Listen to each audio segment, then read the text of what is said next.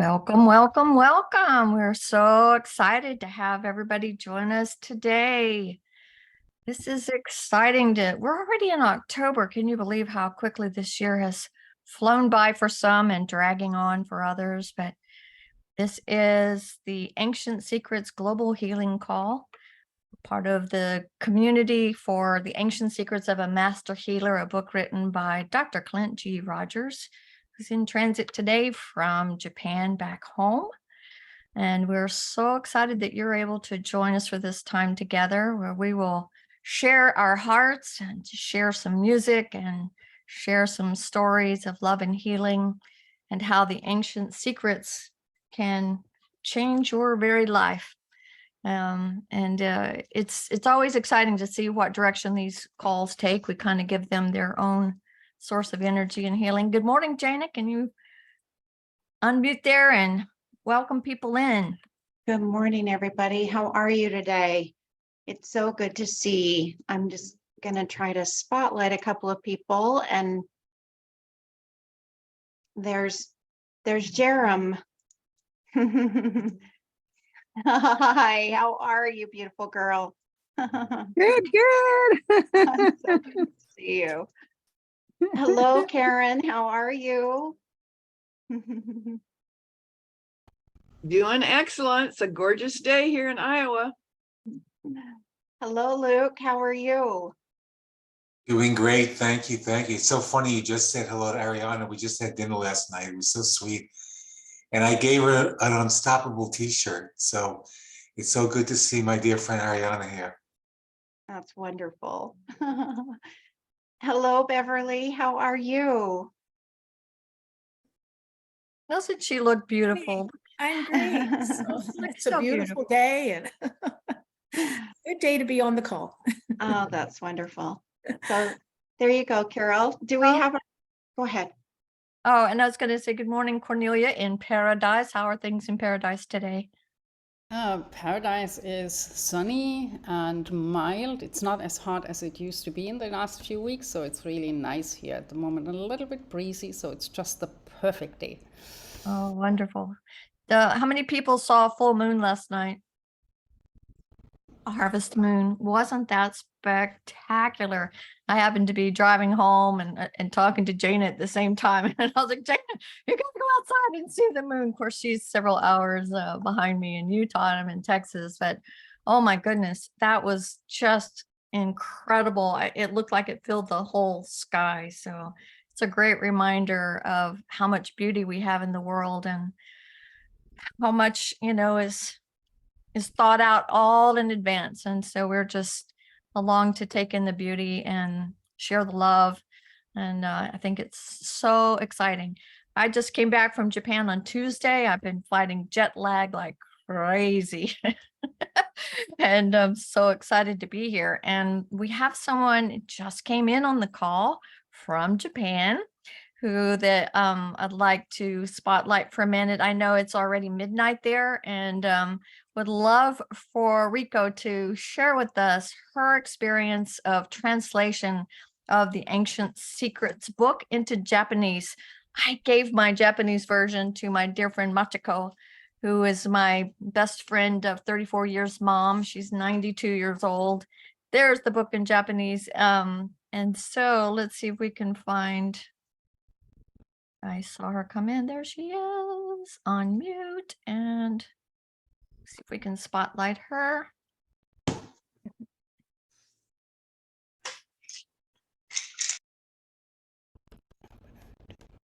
Okay. There she is. Spotlight. All right. Hi, Cheryl. Hi, everyone. So nice to see you today. So excited to have you here, and what a beautiful event we had in Tokyo last Sunday, a week ago from today. Seems like just yesterday in some ways, doesn't it? Yeah. So I would love for you to share your story. How on earth did you become a part of the Ancient Secrets community? What brought you to work on the translation with Yukiko and Ayako? Yeah. Can you share that? I watched a video of Dr. Clint's TED Talk on YouTube, and that must have been in sometime in 2019 or so. And then I thought, wow, well, if there's something like this, and I definitely need to read the book when it comes out. And yeah, so I did.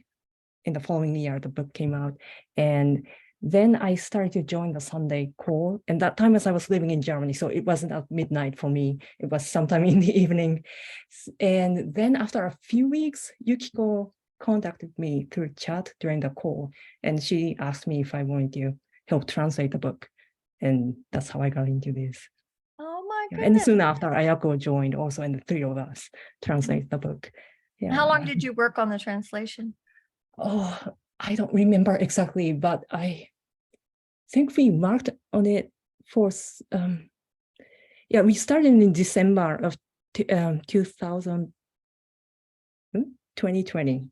Yeah, Oh. and then it probably took us about 8 months, and we thought we finished, but we looked for a publisher, and then the editor of the publisher proofread, and then we had to correct, and yeah, that took another several months, I think.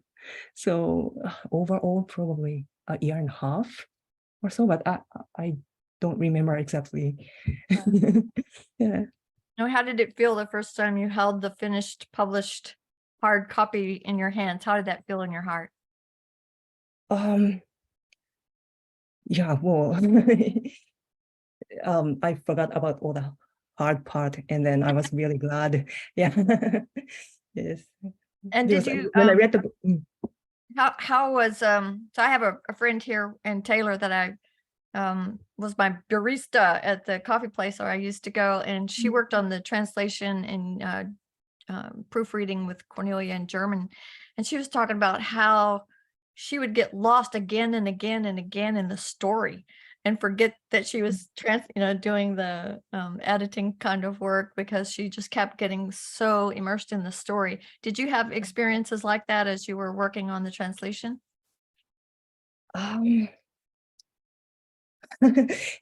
well, I think, well, when I read the book, I really enjoyed, and yes, I was immersed in the book. But when I started to translate, it was so hard.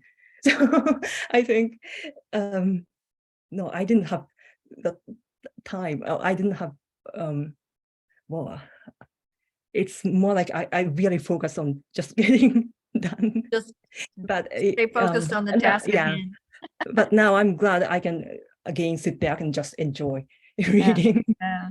Yeah, the book. I hope maybe we'll have the cookbook translated into Japanese before too much longer. And I know we'll need to make some changes for food types that are available in Japan that aren't in the Yeah. States. And so many people are vegetarian in Japan, and I love Yeah. the Japanese cuisine. It's so wonderful. And I got to eat ancient black rice at my friend Lori's farm and partake of some of the rural cuisine as well. It's just such a delightful experience, and so grateful for what you did. And I'd love everybody here to put their hands together and send you so much love and gratitude for what you did. Thank you, Reiko. Thank you. So much. excited. Not just me. Yeah, for And the whole team. and Yeah. Sandhya.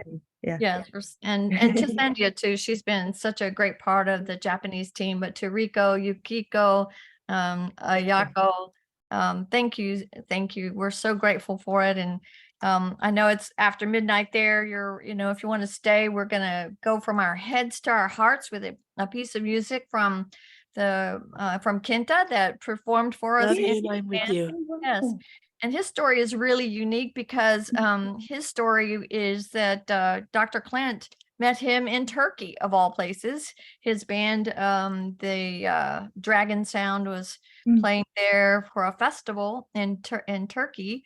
And Dr. Clint, recognized they were from Japan and gave him a copy of the book in Japanese. And then they started conversing, and he said, "I'll come see you in Tokyo." So that's kind of how he ended up with his beautiful, beloved, I think it's Alila, Elia. Yes, the dancer. Yes. The dancer. Yeah, she did her interpretation dancing while he played. It was such a beautiful experience at our gathering, and how exciting to have Ken Honda there. Oh my goodness, that was Right. such a thrill. Yeah, the Ken Honda is he's the leading author for Japan. He sold over 9 million copies of Happy Money, and he came to our event and spoke, and it was wonderful. And I gifted him the Ancient Secrets cookbook, and he asked me for my autograph, and I was so honored. And then he sent us a picture a couple of days ago of him making Yeah. ghee Yes, for the I first time. saw, yeah, I saw that. Yeah, Yeah. so that was so exciting, and what a thrill to be there with Dr. Clint and Dr. Giovanni and Yeah. Sandhya, and have everyone there. We even had the ambassador from Italy to Japan and spouse in attendance. So it was a small group, but one that was really filled with love. So with that, I'm gonna say thank you so much for being here at this midnight hour for us, and we're so grateful for you, and thanks again. Thank you. Yeah.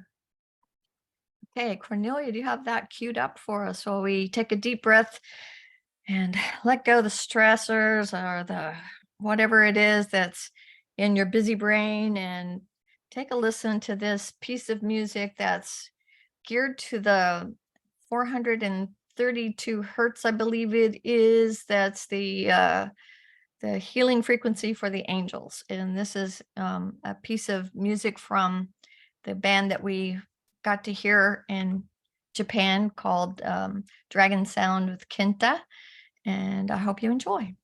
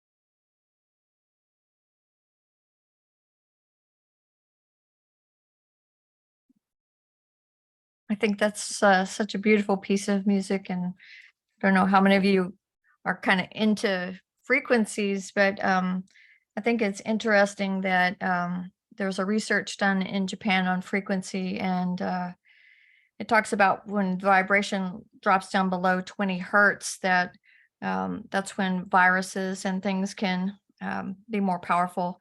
That pain is 0.1 to 2 hertz, fear is 0.2 to 2.2, irritation goes up to 6.8, noise to 2.2, pride 0.8. And then the higher vibrations, when we get into generosity, like our brother Luke, that's 95 hertz. And then gratitude is 150, compassion 150. So the frequency of unconditional love, universal love, is at 205. So it's kind of interesting when we find ourselves, kind of feeling sorry for ourselves and self-pity, we lower our vibration. But when we express gratitude for the present, that's when we can raise our vibration and kind of change our overall perspective, because gratitude puts us in the present where we are. So depression lives in the past and anxieties in the future, but this is where you can find joy, creativity, artistry. That's where our children are in the present. Our dogs, cats, horses, all the furry creatures of the world are in the present. And it's why we get such unconditional love back from those creatures that we love so much. So I'm so excited and so grateful to have had this opportunity to go to Japan. I lived in Okinawa from 1969 to 71. I was a very young bride. I got married 2 weeks after my 17th birthday to somebody I knew less than 90 days. I knew pretty quickly I'd made a mistake, but like my grandmother said, little girl, you made your bed, now you sleep in it. So I ended up going with him to Okinawa January of 69. I was there about a week when I started getting sick at my stomach, and went to the dispensary and found out I was two things. I was diabetic and I was pregnant. That was 17 years old. So my daughter was born on our first anniversary in Chitten-san, Camp Kuiwa. And this is a picture of my husband, Ron, and our baby girl. And I'm pretty young and very blonde in that picture. And this was a really tumultuous time. Being in the military, we didn't have enough rank to live on base. Thanks for that, Cornelia. Our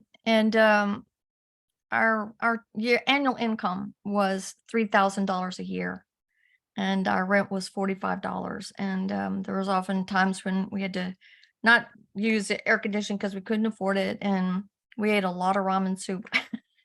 And eggs were almost $1 a piece even back then. So it was a really tough time. And luckily, I was a classical music student and was able to teach some lessons and help, a little bit that way. But it was emotionally a time of great pain and suffering. And I ran away from a very tumultuous childhood. And some of you have read my stories that have been in the writers and speakers group from 2020, 2021 era, where I talked about a psychotic break my dad had, where he was holding a gun to my head and explaining how he was going to kill me, and then my sister, and then my mother's friend, and then my mother. And so he had a severe alcohol problem, so much so that he drank 3/5 bourbon a day, and had diaphragm surgery and had to have IVs of bourbon during surgery. So he had a lot of demons that he fought. And it took me a long time in my life to realize that he was doing the best he could at the time with what he had to work with. But he had alcoholism is a disease. And I would see him, on his hands and knees begging God to give him strength not to drink again. So it's something that took a long time of reckoning to come to realize that he was the grain of sand in my oyster that made me into a pearl. He made me strong and resilient. He always taught me that there wasn't anything that I couldn't do. He taught me how to work on cars. He taught me how to fish. He taught me how to shoot. And I became a 4-state champion in small bore silhouette shooting competition in New Mexico in my adult life. So I find gratitude for that. And I'm one of those people that believes that before we're born, we choose situations to experience this human emotion, that it's a rare opportunity as a spirit. You get to come into a physical body, that's something that spirits want, that opportunity. Sometimes they choose it just for a small little piece of, even being in the womb and knowing the love of a mother before birth. And you have a stillborn child sometimes, and it's so hard to understand. But that soul was willing to do that because they just wanted to experience, what does it feel like to have the emotion of love? So I think, the divine gives us a lot of opportunities for growth, and it's up to us to become a victim or to become a champion of what we've been given. And I had a really great friend who is a psychologist, and I told him my horror stories of my childhood and the horror stories of my marriage on just one little piece. And it was not too long before that picture was taken where my husband was working 12 hours a day, 7 days a week for $3,000 a year. He was, mentally, physically exhausted most of the time, and wasn't beyond drinking to excess in order to sleep. And he was also, I found out, doing some pretty serious drugs in order to get through the days and nights. And he had thrown up in the floor. And I said, I'm not cleaning that up. And he literally grabbed me by the hair and put my face in that vomit. And that was what I was living with as an 18-year-old with a new child, 10,000 miles away from home. And I had to go to see his commanding officer because I wanted to go home. I wanted out. I just want to go home. And he said, you need to grow up. I am not going to ruin the career of a military man because you're a baby and you want to go home. Put on your big girl pants and grow up. I didn't have much choice, and I got through it with the grace of God by prayer and petition and doing the best I could with what I had. And we ended up being people who went to church together and built a beautiful life. And we had a lot of wonderful things happen. And we divorced in 1983. We made it 14 years by the grace of God. And then he ended up with squamous cell carcinoma. He was using Agent Orange in Okinawa as a defoliator along the flight line. His job was loading 750-pound bombs on B-52s. It was a really, really hard time. So those times are ones that you look back on and you say, I survived that, and it was, I also had a lot of intuition even as a child. I thought I had Jiminy Cricket was the collective we in my head. And I had an out of body experience where I got to see him and his mistress together, which was really painful. But I didn't talk about those gifts that I had on the spiritual side because people would ridicule and make fun of you. And you figure out pretty quickly that that's stuff you don't talk about. And in my long career in the electric utility industry, I didn't talk about those things. I didn't acknowledge those things. I did participate in a energy healing class with a Sufi master from the Dome of the Rock in Israel, which was amazing.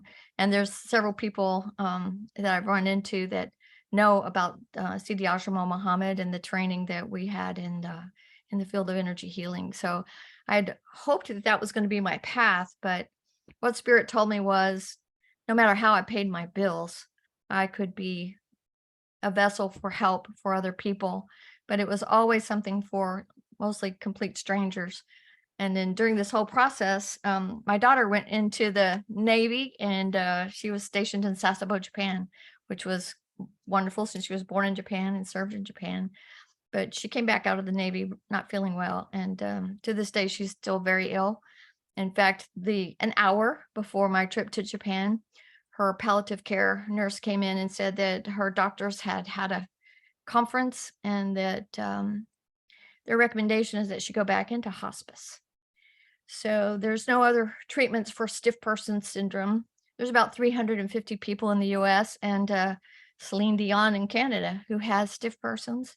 It's a neurological disorder that when your body has an adrenaline rush, like a shock, or sometimes for no reason at all, the muscle spasms so hard that they break bones.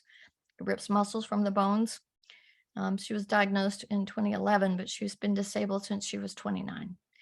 So we've had a really tough go of it. And this is a difficult time. And so the ancient secrets that have played so dominantly in my mind and in my heart are the ones of gratitude, to be grateful for another day, to be grateful for the community of support where I can reach out to the golden angels and say, my heart's heavy. I need your prayers and support.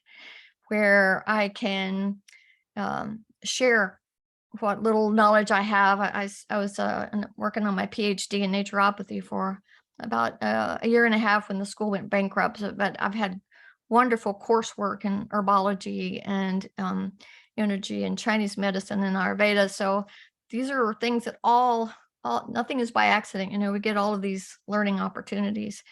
And at the same time, I had a lot of opportunities to study nutrition. My son, Nathan, was born in 1976 with celiac disease. And I found out later that my mother's colostomy at 46 was due to a genetic thing called Ehlers-Danlos.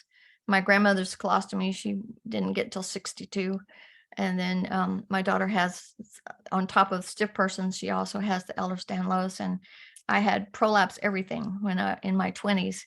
And so I've had a lot of surgeries and stuff for that. So the cookbook that was launched on Dr. Naram's birthday on May the 4th was a result of a lifelong learning of celiac and Ehlers-Danlos and how certain foods can affect that. And it wasn't until I had my consultation and started studying Dr. Naram's diet that I figured out, with help, of course, that salads are not my friend. And once I gave up eating raw vegetables, things started to get much better for me. And so I'm about 15 pounds lighter than I was when I started this journey. I haven't had steroid shots since 2020 and discovering ancient secrets. I stopped doing the daily shots for osteoporosis, and I started that year with 7 thyroid nodules, and this year I'm down to 2. One of them is stable and the other one has shrunk considerably. And this is both the journey of nourishing the body and the mind and the soul and the spirit. So I am so grateful to have found ancient secrets in a dream and a happenstance of meeting somebody, Sarah Morell, who was looking at selling a trailer house, a mobile home. And I knew I didn't want to buy her trailer, but I did enjoy, meeting her. And then she sent me a link to the Sunday call, and that was March the 8th, Dr. Clint's birthday, 2020. And so since that time, and I retired, I have pretty much dedicated myself to volunteering for Ancient Secrets. And I got to go to Nepal last year, which was incredible to meet the orphans that this organization supports.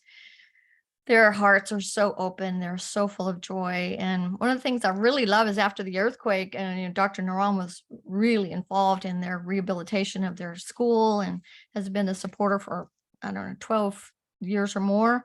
And he actually took buckets and cleaning stuff and taught them how to clean their toilets. And they were so proud of their clean toilets at their orphanage in Nepal. And what a joy to see the difference that we made in the life of Benita, another orphanage that we've become involved in, and kids who were about to be homeless, that we were able to step in, and through so much support from so many people. It's not a one person thing. It was a community effort. We got them into a safe home where they could stay together. And Benita, who gave her life to orphans at age 16, adopting these kids, these siblings, and now she has 34. She has 20, no, is that right? 28 kids, 22 girls, and 30 kids, 8 boys, I believe it is. And most of the boys had some disability. So that's about the story of Carol Ray, and a hard journey, and how Ancient Secrets has been so important in my life. And I would love to hear from you what your journey, what things have been the most important to you. Aditi Devabhawa is so powerful. My first one of those was befriending some vultures that I'd been screaming at and cursing. And now I couldn't tell you how excited I was to have one on my porch day before yesterday welcoming me back. They're part of my life. I get to raise the babies in my garage after 3 years. They're just they're friends, and I had no idea how much love you can have for a feathered creature, even one that people dislike almost innately. But there's beauty and God in everything and in everyone, and so I'm eternally grateful. So I'm going to let somebody else. How about Carol, before we hand it over, Yep. I'd like to put all of our hands together and send love, not just to you, but also to Elisa. thank you. I know she's right now, so if everyone could just rub your hands together and send Elisa so much love and healing energy for the challenge she's going through right now. And I know it hasn't been easy for you. It hasn't been easy for you to make the decision to go to Japan in that situation, but also knowing everything would be fine. And I admire you for your strength and for being my friend. Thank you. So many. Thank you. My sister from another mother, as so many of you are, and how much I have so much love for Jana. We seem to be able to connect right at the right time when we need somebody to talk to. Cornelia and I work together almost every day. It's like having another part of me come home. And I'm so grateful for all of you. Esther. Oh, I raised my hand because I wanted to encourage us to do what we just did. So that was Cornelia. Carol, there's just you are a living example of what in astrology Chiron represents, the wounded healer, and how the very wounds that shape us, it's like the pressure that makes the cold a diamond, and you are a diamond, and your very being, your very sharing, your very presence. And for me, and I'm sure many of us who knew some of your backstory, but I never had any idea of some of the details that you shared with us today, just show us how inherently we all have the capacity to heal in ways unimaginable at the time of the wounding, and to literally become the embodiment of healing, pure love itself. And my heart just goes out to you and your daughter. And I just want to thank you on behalf of all of us, because I know you've touched us all today more deeply and in a way that's not just in the moment, but will continue to inspire us in our own journeys. So. Thank you, Esther.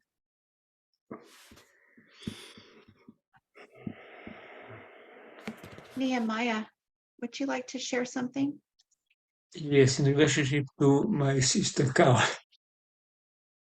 Carol was the first person I really met deep. She called me, she contacted me, she felt something when I shared in Ancient Secret.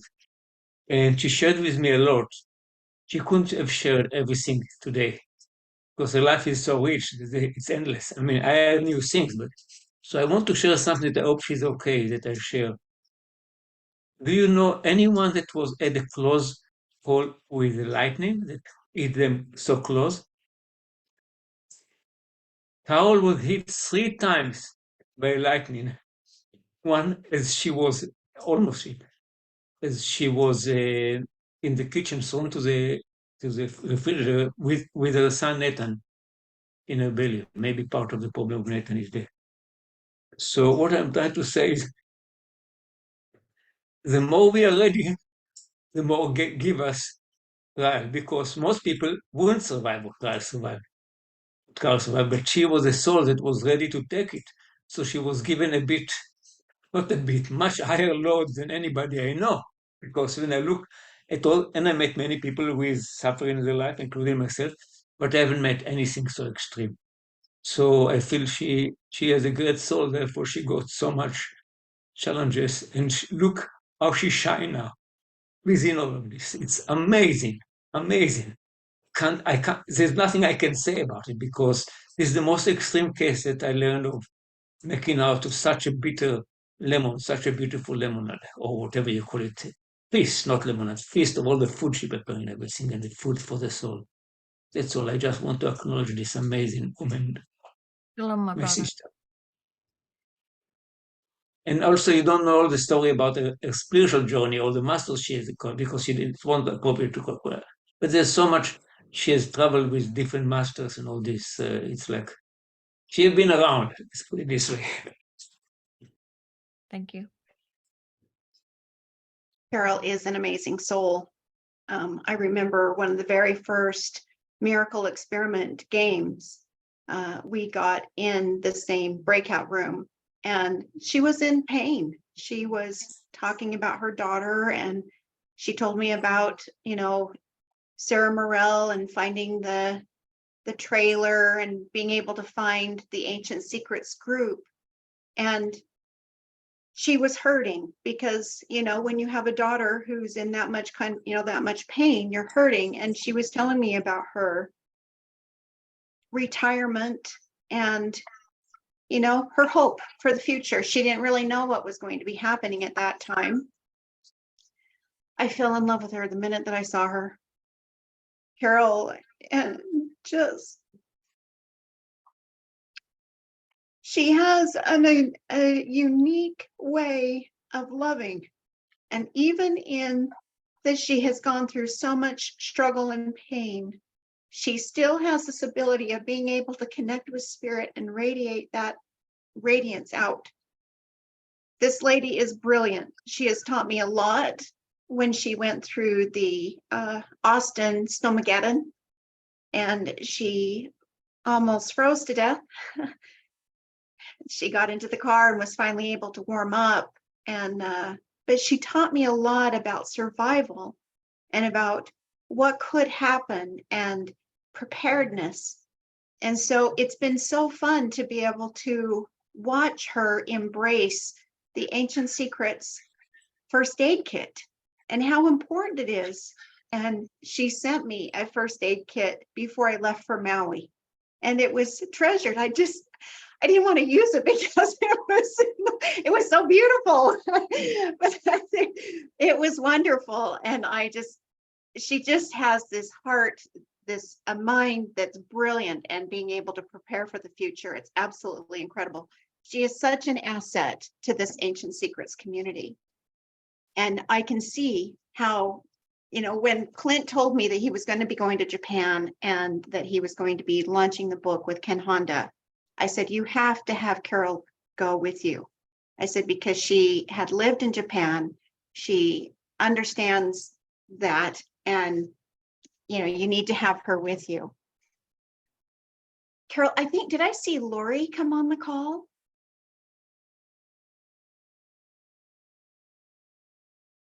Oh, she must have jumped off. I thought I had seen Lori.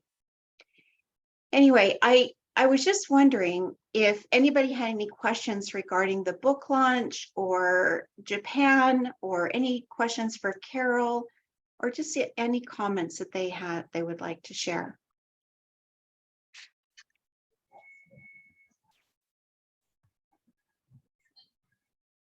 So maybe we could share the second piece of music that we had from our artist in Japan. I think Cornelia has that, and give people it's a little uplifting. I'm sorry, this is a little bit of a heavy conversation, but so filled with love. And thank you, Jana, for your kind words. Cornelia, I appreciate it so much. So much love in the chat. I'm so grateful for all of you. And I'm always here. I'm at Carol K. Ray at learnsiddhaveda.com. If you have anything you'd like to say to me personally, or a situation you'd like to open up to. Oh, we do have some hands up. Miss Robin Lee, she's so awesome to have on our Asia Pacific. Asia Pacific is back. We're gearing up again starting Friday the 13th. Yoo-hoo! So if you're a person who likes that time frame and are unavailable for the Sunday call because you're in Australia, New Zealand, Malaysia, Singapore, Japan, wherever, or you're just a late night person, be sure and join us. We start at 6 p.m. Pacific time, and we have our own chat group for Asia Pacific, and Robin is a regular. Hey, Robin. I really miss it. You know, when you went to like every 2 weeks, I was like, it really kind of ended my week in a, you know, in a nice way, even though I don't have a 9-to-5 job or anything like that. But it's nice to be able to have Ancient Secrets on a Friday night. So I just wanted to say that, Carol, you are such an inspiration because you show us what's possible when we know we can get to the other side of the challenge, and that you've been doing that your whole life. We haven't seen that. So by the time I came into the Ancient Secrets, you already had at least one, maybe two miracle experiments that you had done, and possibly the first 100-day course. And so to be able to hear your trajectory and how even, you know, your experiences as a child set you up for your attitude of seeing everything as in a DT Deva Baba, it's really it was profoundly inspirational to hear your talk, because as I'm starting to work with kids who have been through the pandemic and they're having a real struggle in school, being able to let them know that if they're willing to work with things, then things can get better, I think is so important. And so that's one of the things I might, you never know, I might ask if I can Zoom you into the 5th grader classroom once in a while. Hey, I love going up to my Boys and Girls Club here in Taylor and building Legos, talking to kids. So absolutely, always up for that. All right, I'll take you up on that. We'll do Marma together. Shifra has her hand up. Yeah, I'm trying to get to a spot that's a little bit quieter. I'm out on the street and it's a little bit noisy. So can people hear me? Yeah. Somebody's We're preaching. seeing your shoulder, but yeah, we hear you. Oh, okay. I'm gonna try to stop some. There's a woman screaming on the street. She's preaching. I guess I wanted to just appreciate, I'm sorry for the noise. I wanted to appreciate Carol Ray. Just, you know, you're beautiful. I don't know, you have like a love beam and a light beam that you shine. And I you know, I deeply appreciate and love you. And I'm sending, you know, healing to, you know, praying for your daughter and you. And I think I have to own that I've been peeing a lot and I literally just feel pissy, and I don't want to stay in that state of mind. For whatever reason, I don't feel as connected as I would like to. Relationships, a lot of challenges, and I'm trying to, I know that when I'm in a space where I feel compassionate and loving, that I feel better. I think I feel a lot of fear just because of my housing situation is up in the air. And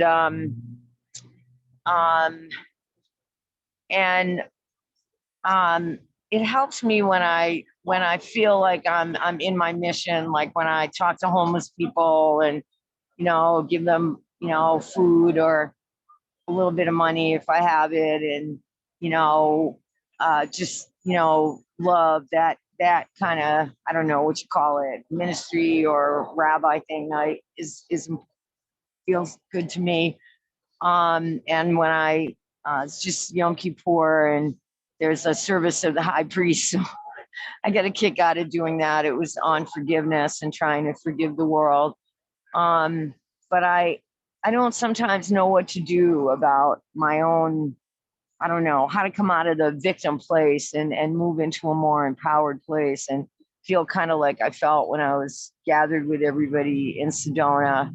And I'm not sure, but I'm trying to catch some of Carol's spirit and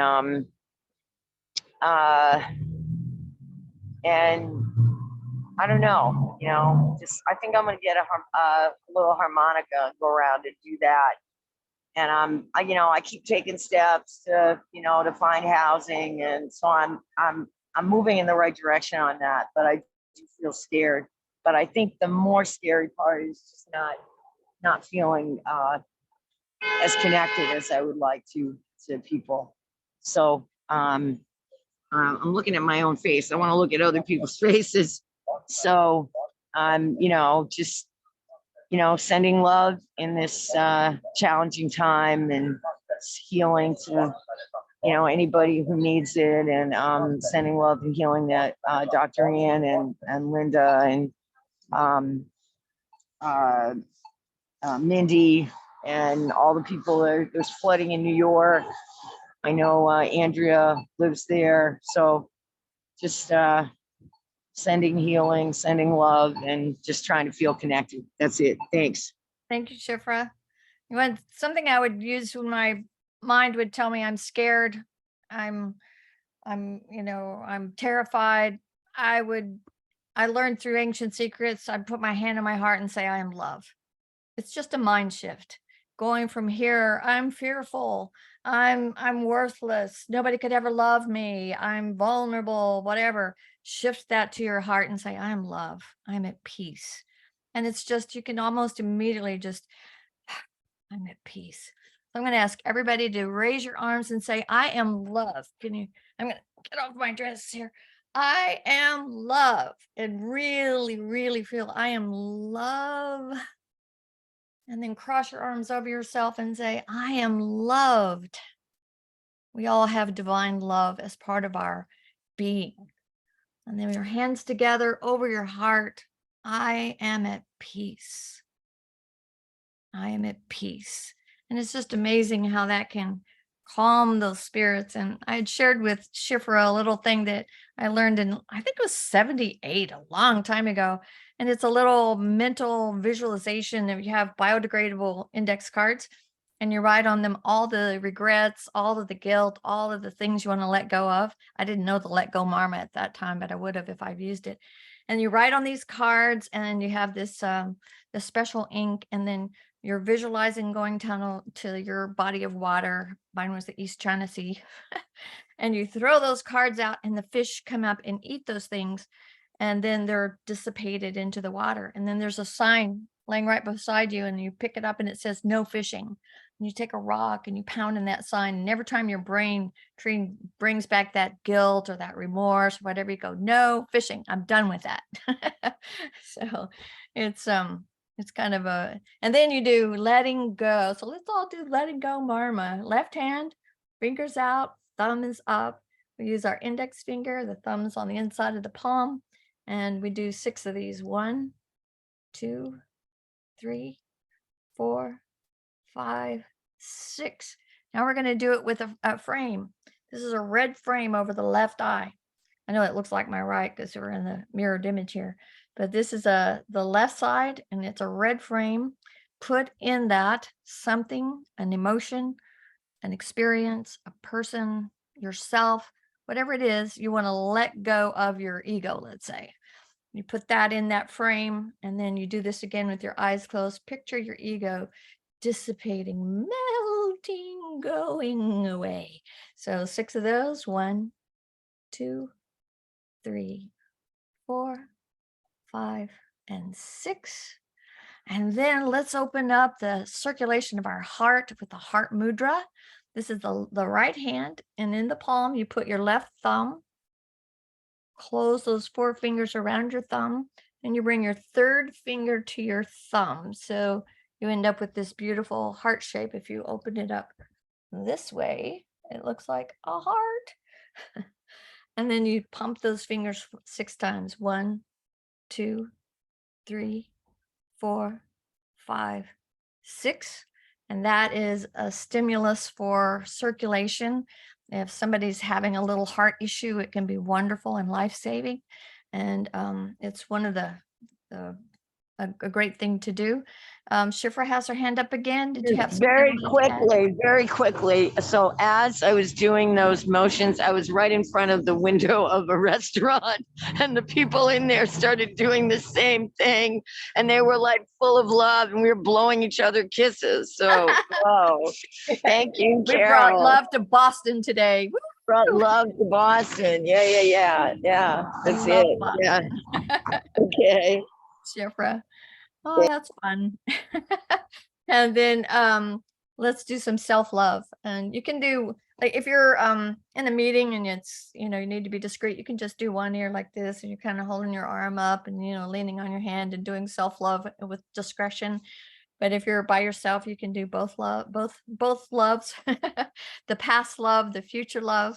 So you can do both. And if you're in a panic state, you cross your arms and you do squats, and you press your ears this way with your arms crossed.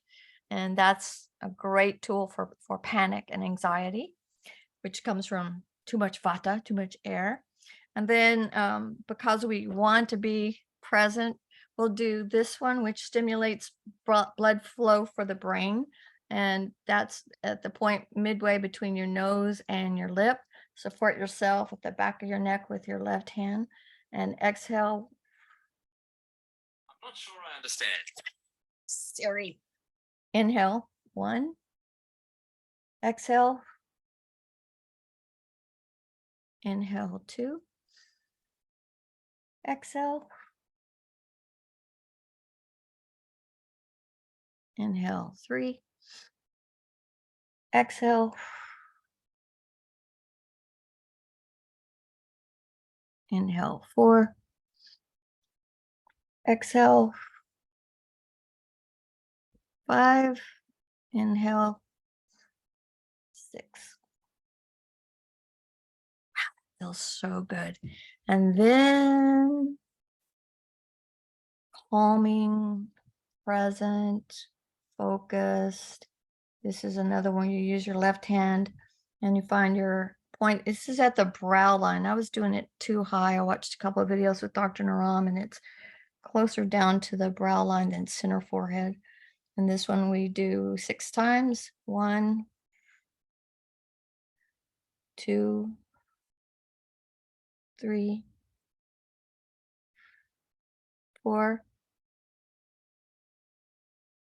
5, 6. And then third fingers together. Put your right palm over your forehead. Stretch your hands out, keeping those third fingers touching. And you lift your scalp up a little bit. 1, 2, 3, 4, 5, and 6. That's great for blood flow to your brain, being in the present, being focused. All those things are great to do with children, right, Robin? So Robin, talk to us about what you've been doing with kids in Marmas.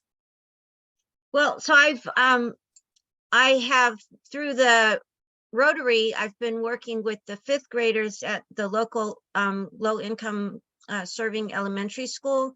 And this year, the teacher said this is the first time in 23 years she's wanted to quit because the class is so bad. In the 5th grade, she's got at least 2 non-readers, and they act like kindergartners. And they were actually in kindergarten. They missed kindergarten in 1st grade, basically because of the pandemic and isolation. And so I decided, okay, we're going to go ahead and start the pilot with me coming into your classroom. So I did it for the first time on Friday.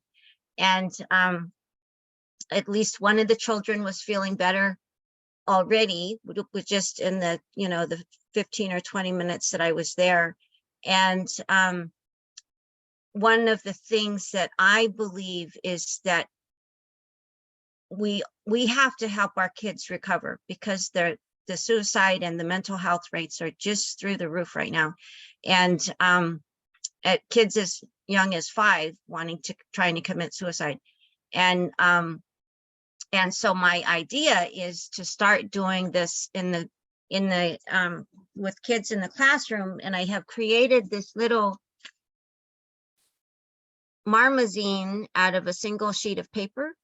And I told them if it helps them, they will be able to print off more and give them to their friends and family. And so, so I think the marma are the first step. And anytime the class gets out of control, then Natalie can just say, okay, we're going to stop and do marma for a couple minutes and calm everybody down.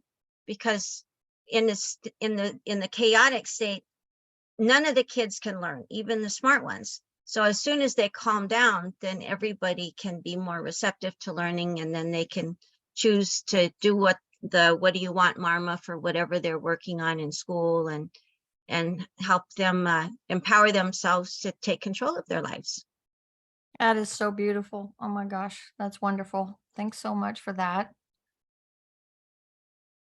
All right, let's see here. I can spotlight myself. Okay.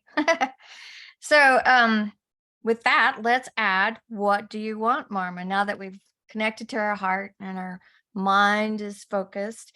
And I saw this one a couple of weeks into the Ancient Secrets 101 that Cornelia and I did. And we're going to repeat that, by the way. It's going to come up again in January. It's kind of the entry level 101, the very first course that somebody could come in and really kind of get the core of what Ancient Secrets is about. So if you're thinking about Christmas in advance, that would be a great gift for someone to gift them the Ancient Secrets 101 course. So this is what do you want? And it's got a little bit of a twist to it. I think you may have already heard this, but so this is we do this on our right hand, and you do the index finger at the top flange, and you do that 6 times. And this one, we create a white frame around the right eye, and we visualize, what is it that I want? What's my life purpose? Why am I here? And have that come up into that frame. So 1, 2, 3, 4, 5, and 6. And if you have a clear vision and you know what you want, you anchor that in by patting your heart with your right hand 6 times and say, well done, good job, me. I'm so grateful for the clarity.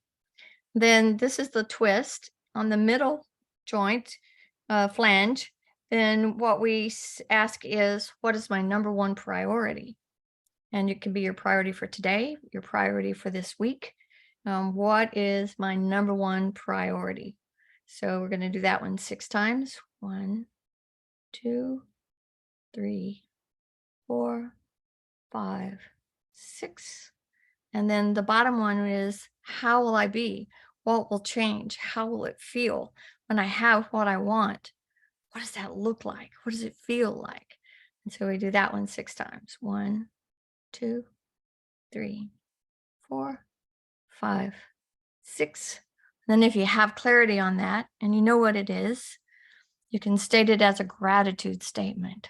I am so grateful that I'm always in my right place at the right time for my divine purpose. And then I anchor that in. Well done, me. Good job. I'm clear about my goal. Dr. Clint recently shared that his goal is to raise enough money for the orphans so that the interest alone will cover them in perpetuity, hopefully. And then his number 1 priority is his health. And I think that's so wise to have that priority, because we have to have our health in order to help others. And that's something that all those caregivers out there, it's so easy to give to others, and that we deplete ourselves in the process. And that's not the way it's supposed to be. We have to put on our own oxygen mask. We have to do the things that nurture and feed us. And it helps us be even better caregivers when we take care of ourselves. So that's, we did some marmas.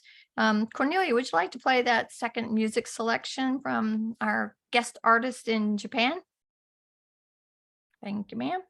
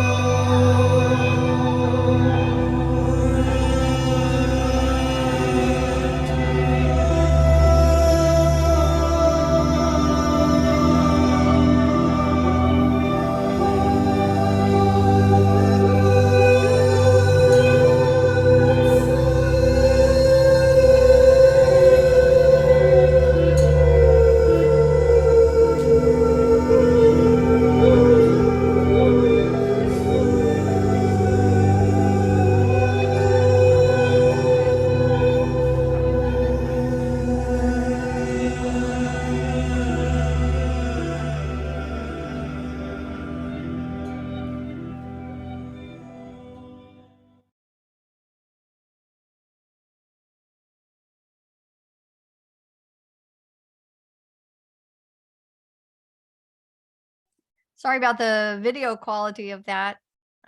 Hopefully you're able to look past that to the live loop ninja.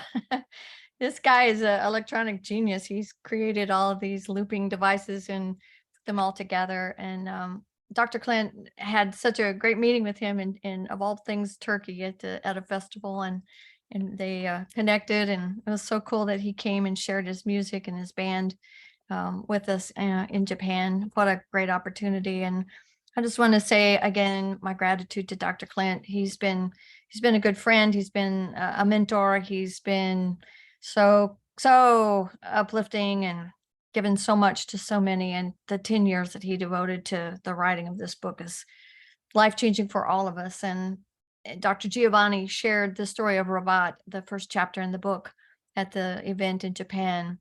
And Sandhya, who is also his beloved, translated as he told the story. And I didn't realize that Sandhya was also there in at the hospital bed with Dr. Clint and Dr. Giovanni as this 11-year-old girl fought for her life in a coma.